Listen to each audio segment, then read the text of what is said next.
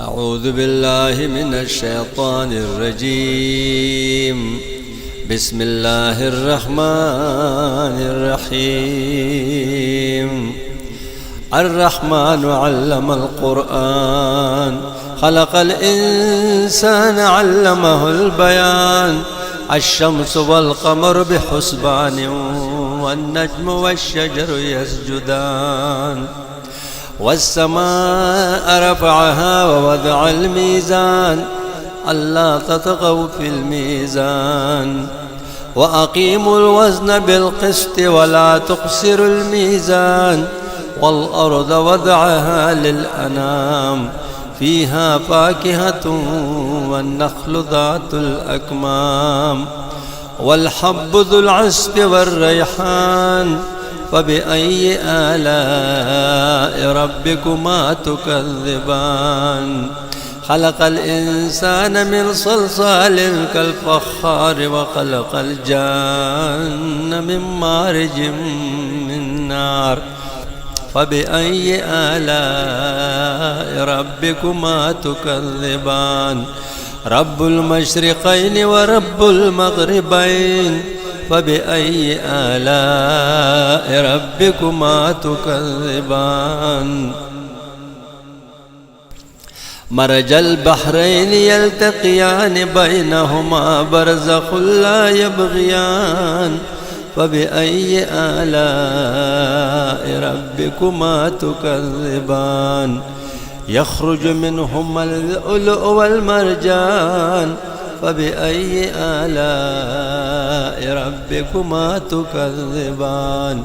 وله الجوار المنشآت في البحر كالأعلام. فبأي آلاء ربكما تكذبان. كل من عليها فان، ويبقى وجه ربك ذو الجلال والإكرام. فبأي آلاء ربكما تكذبان. يسأله من في السماوات والأرض، كل يوم هو في شأن. فبأي آلاء ربكما تكذبان. سنفرغ لكم أيها الثقلان. فبأي آلاء ربكما تكذبان. يا معشر الجن والإنس، إن استطعتم أن تنفذوا من أقطار السماوات والأرض فانفذوا، لا تنفذون إلا بسلطان. فبأي آلاء ربكما تكذبان. يرسل عليكما شواظ من نار ونحاس فلا تنتصران. فبأي آلاء ربكما تكذبان. فإذا انشقت السماء فكانت وردة كالدهان. فبأي آلاء ربكما تكذبان. فيومئذ لا يسأل عن ذنبه إنس ولا جان. فبأي آلاء ربكما تكذبان. يعرف المجرمون بسيماهم، فيؤخذ بالنواصي والأقدام. فبأي آلاء ربكما تكذبان. هذه جهنم التي يكذب بها المجرمون، يطوفون بينها وبين حميم آن. فبأي آلاء ربكما تكذبان. ولمن خاف مقام ربه جنتان. فبأي آلاء ربكما تكذبان.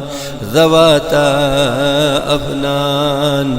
فبأي آلاء ربكما تكذبان.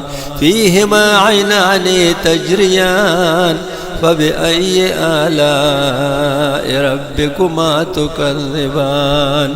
فيهما من كل فاكهة زوجان فبأي آلاء ربكما تكذبان متكئين على فرش بطائنها من استبرق وجنى الجنتين دان فبأي آلاء ربكما تكذبان فيهن قاصرات الطرف لم يطمثهن إنس قبلهم ولا جان فبأي آلاء ربكما تكذبان كأنهن الياقوت والمرجان فبأي آلاء ربكما تكذبان هل جزاء الإحسان إلا الإحسان فبأي آلاء ربكما تكذبان